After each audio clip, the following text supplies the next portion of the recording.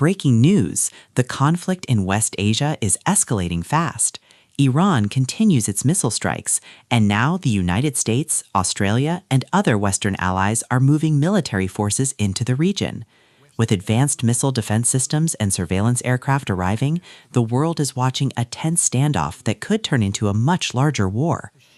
As Iranian strikes continue across the region, several Western countries are deploying military assets to protect their interests and allies in the Gulf. Australia has announced the deployment of an E-7A Wedgetail surveillance aircraft, along with advanced air-to-air missiles and military personnel to the United Arab Emirates. Meanwhile, the United States is reinforcing its presence by moving powerful missile defense systems into the region. These include the THAAD and Patriot interceptor systems, designed to detect and destroy incoming ballistic missiles before they reach their targets.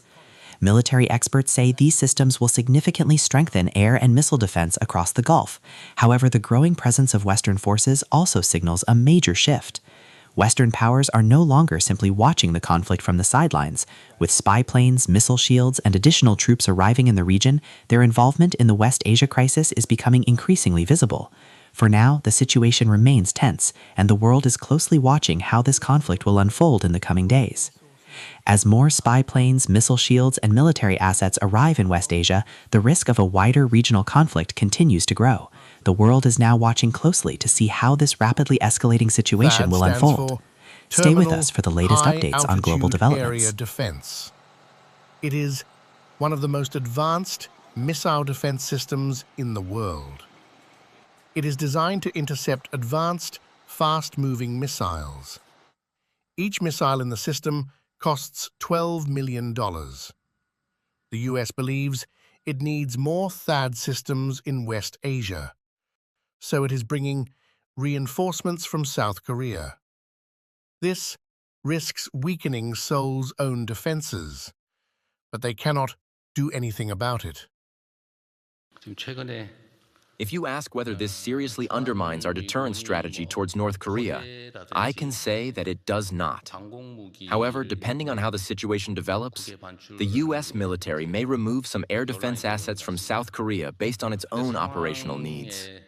While we have expressed opposition to such a move, the reality is that we cannot fully enforce our position.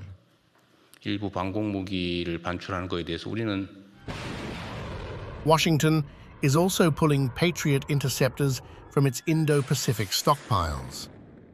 They are redirecting them to the Gulf.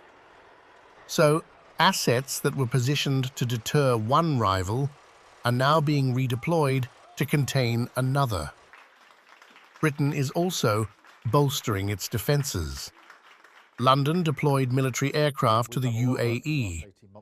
They will be working alongside Emirati forces and French jets already based in the country. France had been there from the very beginning.